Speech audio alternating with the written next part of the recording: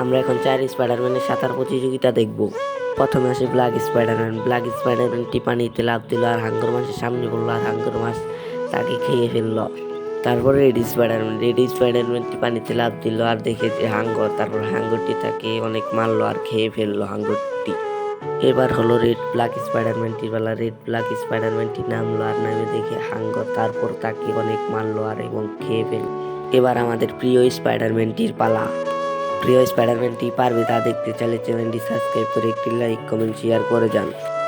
এখন প্রিয় স্পাইডারম্যানটি পানিতে লাফ দিল। লাফ দিয়ে পানির নিচে যেয়ে দেখে যে একটি হাঙ্গর তাকে অনেক মারলো।